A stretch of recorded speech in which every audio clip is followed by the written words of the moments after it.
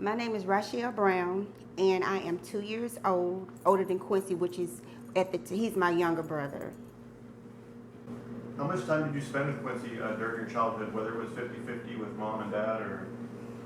I would say it was about 75% of the time, because I was the only girl at home once, and I had to play with them. So it was fun and adventurous. It was all of that because they taught me how to catch bees in jars. We caught snakes. We tried to catch rabbits, lizards. We did worms. Oh my God, we did so much fun stuff. And I was the girl that was there. So I had to get on board or be left out. So I got on board.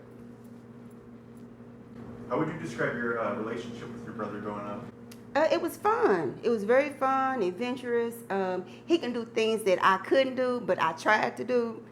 And he was the younger brother, but it was like he would just walk down the street and just do a backflip. We'll just be walking. He'll do a backflip on the way to church, Sunday school, or just going to school. He would just run and just do a backflip, run and jump off the wall. He was very athletic. And I would love to try to do, I tried to mimic if I couldn't do the things he did, but I came close. How was Quincy when it came to his behavior and relationships with other kids at school and in the neighborhood? Well, being considered that he was younger than me, he was fun because all his friends used to come over and spend the night. And I noticed he had like a lot of friends because they always came over and always looking for him. And he played baseball really well, so he was very popular. Especially when he was really young, he was very popular because he played baseball, football. He did anything, any kind of sport. He just excelled at. He was just one of those kids.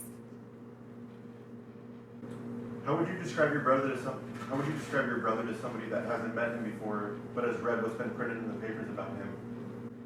My brother, first of all, I want to say he's innocent, and I know that he's innocent.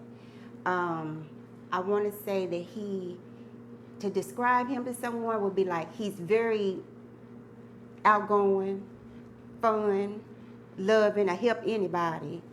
And to know that something this heinous has been put on his name, has tainted his name, is ridiculous.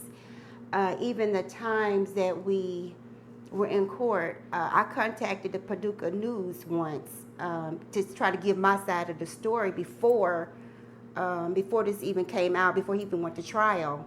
They called and I missed the call, but I was going to let them know before the trial began.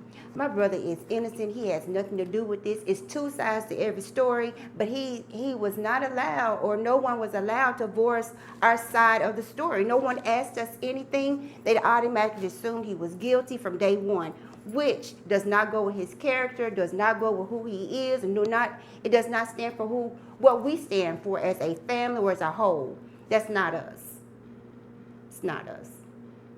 Do you feel that you guys were singled out, that you guys weren't able to tell your story and, talk about Quincy and his innocence? I do. I think they had already singled out that Quincy only had a 10th grade education at the time. And I think they knew that he wasn't fully mentally capable of seeing what was going on, because that's what I really do believe, that they singled him out because of the lack of knowledge of what was going on. I do. Do you believe your brother is responsible for killing Jessica Curran, or ever had any thoughts that he might be? No, I do not. Especially, I really don't. No evidence, no DNA.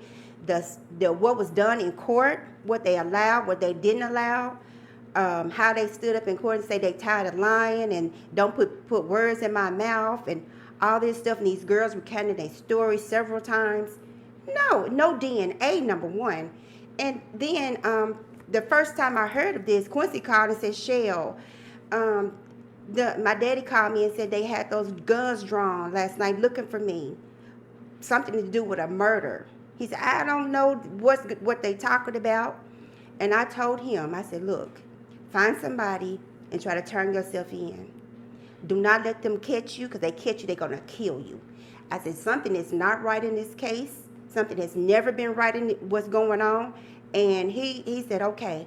I said, I love you, and I love my brother to the fullest, because we go back. We did all kind of dance contests. We did everything together. He cooked. He watched my children for me when they were smaller. I mean, we miss him, and we want him home. It doesn't make sense that someone can just take somebody else's life and just throw it up on the bus to cover up what they have done. That's disturbing, and it's pure evil. Thank you. And his innocence? My love for my brother is overwhelming. I sit and think about him all the time. I cry because he's missed so much of my life, my children's life, my mom's life, and we pray that he comes home before anything happens to her. He's missed out on all of our loved ones, our grandmother, which he was so close to. He just did so much stuff with the family, and we want him home. And we love him dearly, and we miss you.